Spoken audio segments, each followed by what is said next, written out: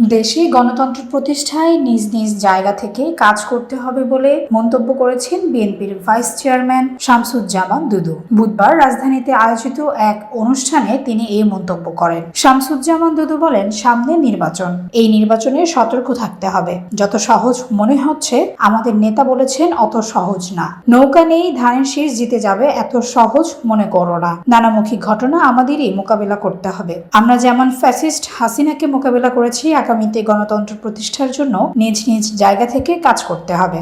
সামনে নির্বাচন, এই নির্বাচনে সতর্ক থাকতে হবে। যত সহজ মনে হচ্ছে আমার নেতা কিন্তু বলেছে এত সহজ না।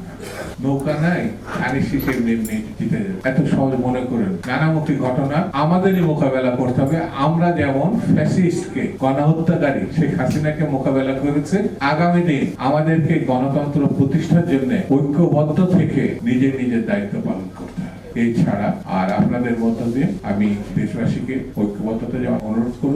বাংলাদেশে প্রত্যাগত প্রবাসী দল ও উদ্যোগে আজ 23 ডিসেম্বর 2025 সকাল 11টায় জোহর হোসেন চৌধুরী হলে তারেক রহমানের স্বদেশ প্রত্যাবর্তন এবং নতুন বাংলাদেশের আকাঙ্ক্ষা আলোচনা করা হয়েছে। বিএনপির জাতীয় নির্বাহী কমিটির সদস্য আবু নাসির চৌধুরী, মোহাম্মদ রহমতুল্লাহ, ছাত্রদলের সাবেক সাধারণ সম্পাদক সাইফ মোহাম্মদ জুয়েল, শামসুজ্জামান দুদু প্রমুখ। অনুষ্ঠানে এসএম সোহরাব হোসেন সভাপতিত্ব করেন। অনুষ্ঠানে বক্তব্য রাখেন বিএনপির জাতীয় নির্বাহী কমিটির সদস্য আবু নাসির মোহাম্মদ রহমতুল্লাহ। বলেন, হাসিনার সরকার একের পর এক মামলা দিয়ে তারেক রহমান যাতে দেশে আসতে না পারেন সেই ব্যবস্থা করা হয়েছে। 2006 থেকে যে ষড়যন্ত্র শুরু হয়েছিল তারেক রহমানের বিরুদ্ধে, সেই ষড়যন্ত্রের জাল আমরা বারবার ছিন্ন করার চেষ্টা করেছি, কিন্তু অপশক্তি এত ভয়াবহ ছিল, অদৃশ্য শক্তি এত ভয়াবহ ছিল, তাদের সঙ্গে এই দেশের সাধারণ মানুষ আন্দোলন সংগ্রাম করে বিজয় অর্জন করতে অনেক সময় লেগেছে। এখন আপনারা অনেকে বলেন আগামী দিনের মন্ত্রী,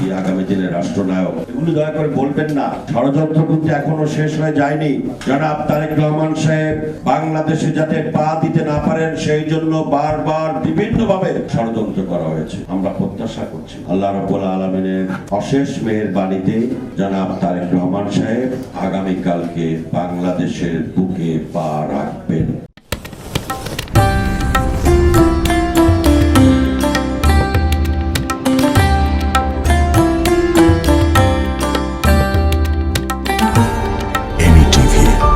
স্বাধীন বাংলার স্বাধীন কণ্ঠ।